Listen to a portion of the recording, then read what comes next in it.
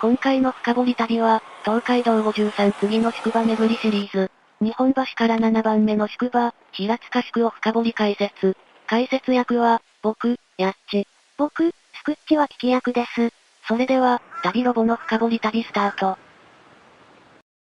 旅ロボの、深掘り旅。やってきたのは、JR 平塚駅。日本橋から7番目の宿場、平塚宿巡りはここからスタート。一つ前の藤沢宿からだと、小田急江ノ島線の藤沢本町駅で乗車、藤沢駅で JR に乗り換えて、東海道本線で3駅、平塚駅北口から、駅と反対方向に向かう、フェスタロードっていう道らしい。ちなみに、この後左に曲がるから、道の左側を通った方がいいと思う。平塚駅前交差点で交差してる道が、旧東海道。交差点を渡ってから、左に曲がる。ここが旧東海道。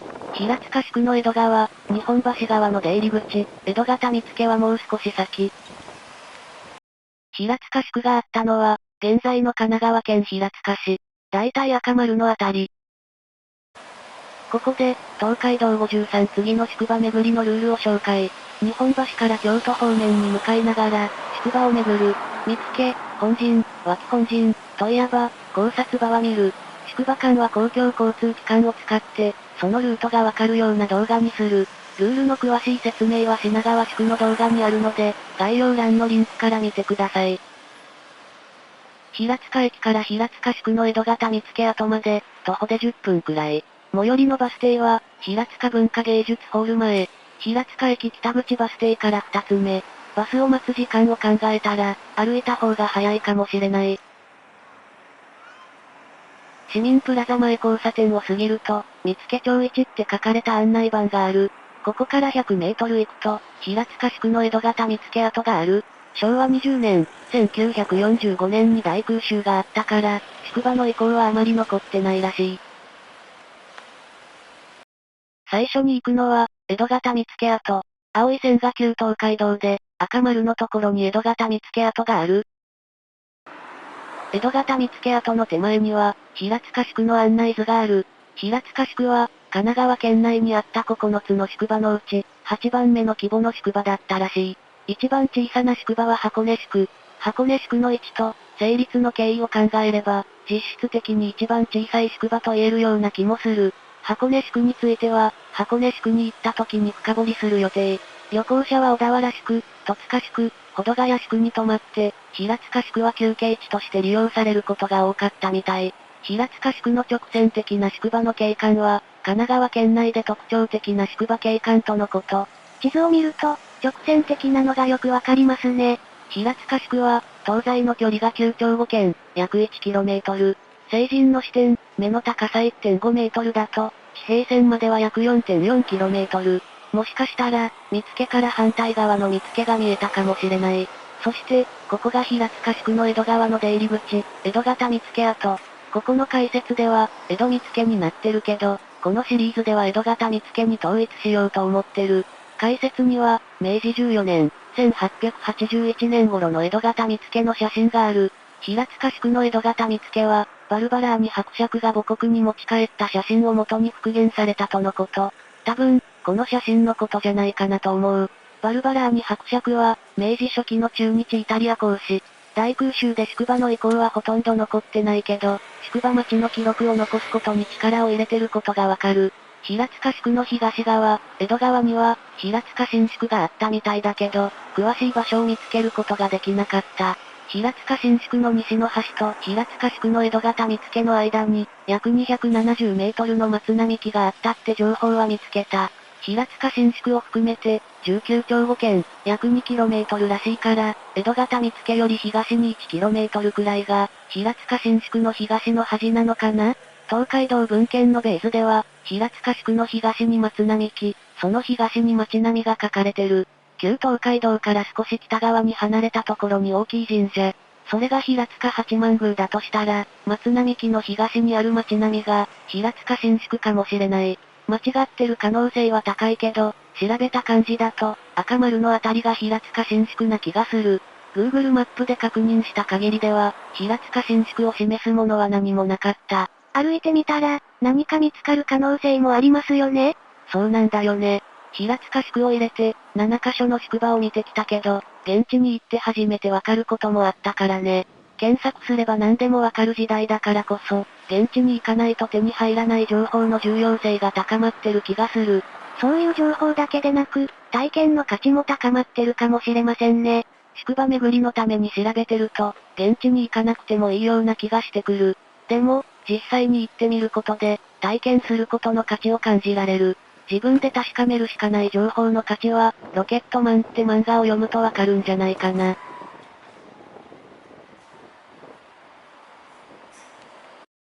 次は、脇本陣跡。脇本陣は、本陣の予備としての施設。脇は、予備という意味。本陣跡のところで詳しく説明するけど、本陣は大名とかが泊まる宿のこと。脇本陣は、本陣が使えない時に使われてたらしい。普段は普通の旗を、宿として使われてた。脇本陣跡には、今はアパートが建ってる。平塚宿の脇本陣は、昭和年間、1801年から1803年頃は、これから行く西組問屋場より西にあったらしい。天保年間、1830年から1844年には、この場所になってたとのこと。平塚宿は、神奈川県内に9つあった宿場のうち、8番目の規模だったけど、解説とかはしっかりある。平塚宿内の旧東海道が直線だから、とりあえず歩いてれば、色々見ることができる。宿場自体も 1km くらいですから、散歩しながら宿場内を見ていくこともできますね。平塚駅から江戸方見附跡を経由して、上方見附跡までは 2km くらいらしい。上方見附跡の近くにバス停があるから、平塚駅から歩いて、バスで戻るっていうのも良さそう。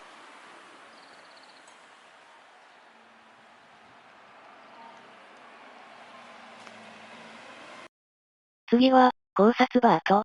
平塚本宿郵便局の少し先にある。高札場は、掟やハットを掲げておくところ。それらが書かれた木の札が高札。荷物の運搬料金とかも掲げられてた。高札場の土台は石垣で固められ、その上を柵で囲み、高札が掲げられるところには屋根がついてたって書いてある。一つ前の藤沢宿の動画を見てくれた人なら、高札場がどういうものだったか、この説明でもわかると思う。高札場跡は、平塚宿山口屋茶舗の前にある。山口屋茶舗が何なのかよくわからなかったけど、釣り鐘も中の山口屋関係のところなのかな。山口屋は、明治35年、1902年創業の老舗の和菓子屋さん。平塚駅から車で20分くらいのところにあるらしい。ちなみに、藤沢宿にある高札場はこれ。高札場跡のところではなく、藤沢宿交流館のところにありましたね。詳しくは、藤沢宿の動画を見てください。次に行く場所は、京都方面に向かって左側。高札場跡を過ぎて、最初の横断歩道を渡る。横断歩道を渡ったら、江戸方面、日本橋方面に戻る。この時、間違えて京都方面に行ってしまったのは内緒。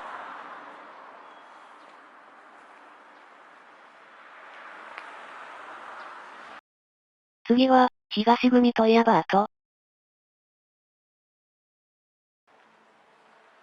平塚宿には、問屋場が2軒あった。2軒のうち、東側にあったのが東組問屋場。問屋場は、大名などの荷物運搬、幕府公用の書状等の通信、大名行列の宿泊の手配などを担ってた。東組問屋場があったのは、高札場の蓮向かいあたり。道の反対側に見えるのが、高札場跡の石碑と解説。高札場跡から東組問屋場跡を見ると、こんな感じ。こんなに近くて、大きい石碑と解説があるのに、気づかずに京都方面に行ってしまったんですね。内緒って言ったのに。気を取り直して、先に進む。平塚宿が成立したのは、宿駅天満制が始まった慶長6年、1601年。その時は、東組問屋場はなく、西組問屋場だけだった。宿駅は、宿場のこと。天満は、幕府の公用のために宿駅で乗り継ぐ馬のこと。参勤交代によって東海道の交通量が増加。隣の八幡新宿が家宿として平塚宿に加わった。それが、慶安4年、1651年。同じ年に、東組問屋場ができた。家宿とは、宿の負担を軽減するために、周辺の村を宿駅に加えたものらしい。明暦元年、1655年、八幡新宿は平塚新宿に改称された。さっき出てきた平塚新宿のことですね。家宿だったから、江戸方見附より江戸川に平塚新宿があったってことなんだと思う。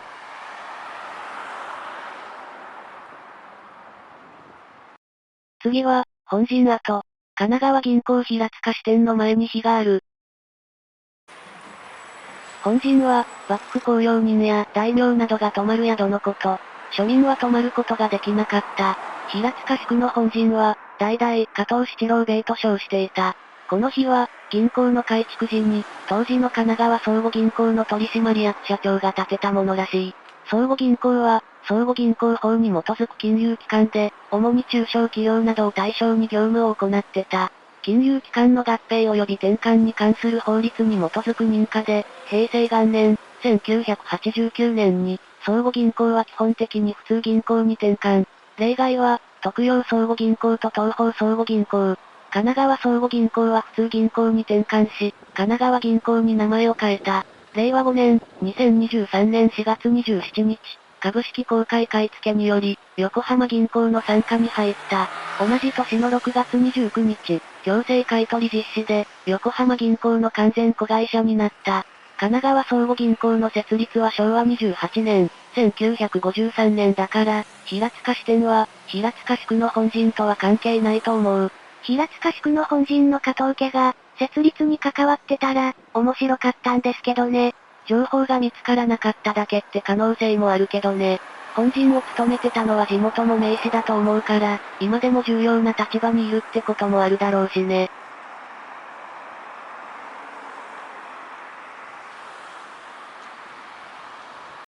次は、西組問屋バート。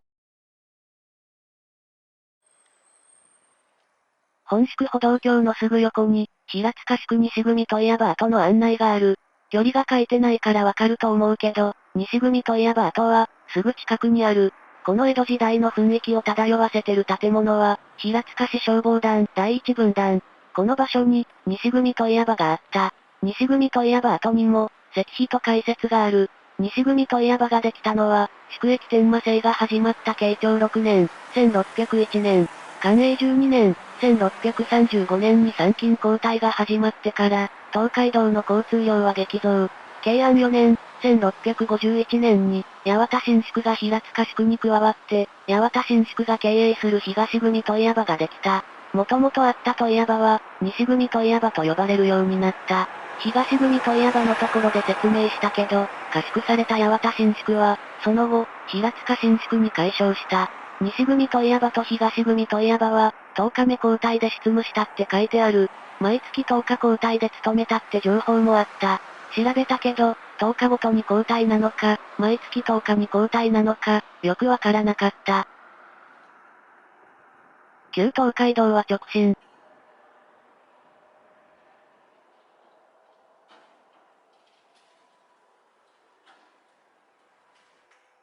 旧東海道を右に曲がって220メートル行くと平塚の塚がある。ちょっと寄り道してみようと思う。西組問屋バートの横の道を進む。正面に見えるのは、妙法寺。妙法寺がある場所は、今から700年以上前、北条泰友の屋敷だった。北条泰友は、鎌倉幕府三代執権の北条泰時の次男。もともとは念仏信者だった。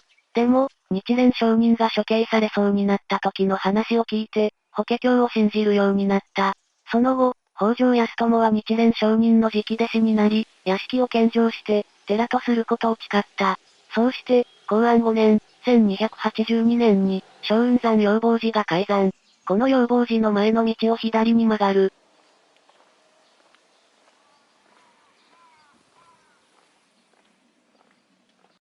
次は、平塚の塚。養坊寺の隣にある。平塚の塚は、平塚の地名の由来と言われてる。桓武天皇の三代孫、高見王の娘、政子が、天安元年、857年に、この地で亡くなった。棺がここに埋葬されて、墓として塚が築かれた。その塚の上が平らになったから、里人はそれを平塚と呼んだって言い伝えがあるらしい。ここの解説では、政子って漢字が使われてるけど、養坊寺の解説では政子になってる。しかも、名字付きで、平将門になってる。その塚というのがこれ、兄の高持王が、平の姓を与えられてるらしい。そのため、兵士の姫君を弔う塚を意味する、平塚を語源とする説もあるとのこと。ちなみに、この天安元年、857年というのには、ちょっと疑問があるって情報もあった。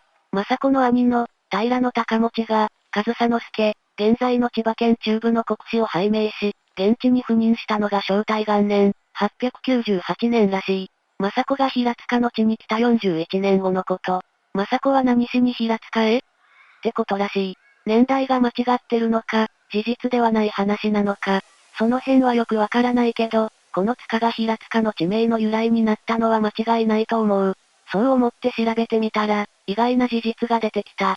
さっきの解説にある言い伝えは、新編相模の国不土紀行に書かれてる。でも、そこには、あくまで言い伝えである的なことが書いてあるらしい。しかも、政子なる人物の実在も確認できてないとのこと。平塚の地名の由来について、さらに調べると、川越市平塚と関連させた考察もあった。川越は、時の鐘から時の鐘の動画で言ったところですね。面白い考察だけど、続くって書いてあって、続きがなかった。それは残念ですね。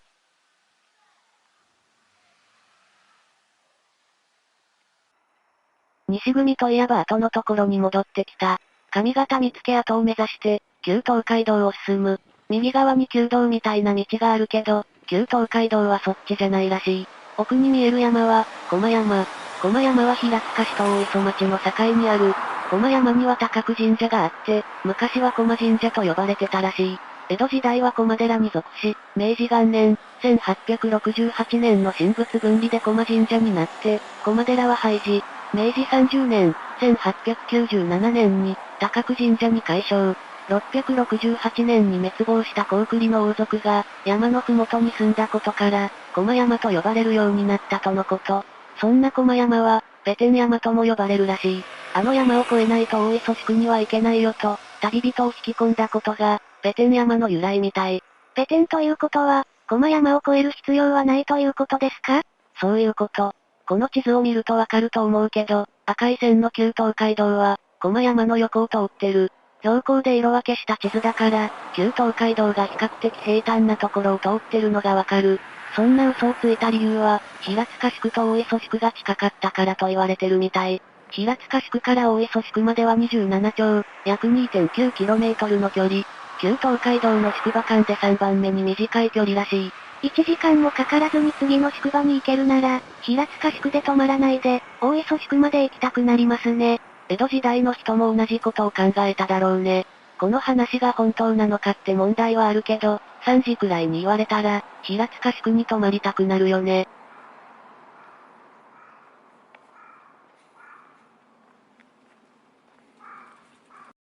次は、上方見附跡。旧東海道が国道1号線と合流するところにある。平塚宿の上方見附の正確な場所は、空襲や区画整理の影響で、分かってないらしい。言い伝えや歴史資料などを頼りに、記念碑を建てたとのこと。平塚宿では、京方見附って呼ばれてたみたいだけど、今回のシリーズでは上方見附に統一する。江戸方見附と同じように、上方見附も復元されてる。何かの資料を元に復元したかどうかは不明。この辺が、平塚宿の京都側の出入り口、上方見附だった。これだけ立派に上方見附を復元してあるのに、あの解説の汚れ方は残念ですね。解説には、平成13年、2001年3月って書いてあって、今が令和6年、2024年だから、20年以上経ってるんだよね。汚れてしまってるのも、仕方ないのかな。でも、上方見附跡は一見の価値があると思う。ちなみに、平塚宿の上方見附跡から少し京都方面に行くと、大磯町になる。手前の大きい山が駒山。ここまで来れば、駒山を越えないって分かったような気がする。当時の風景はわかりませんが、道が違う方向に向かってるのは分かったかもしれませんね。駒山を越える必要があると信じた人は、翌日にここに来て、騙されたことに気づいたのかな。これで平塚宿を江戸方見附から上方見附まで見てきたことになる。次の大磯宿に行くなら、バスに乗る。さっきも言ったように、平塚宿と大磯宿は近いから、歩いて行くのもいいかもしれない。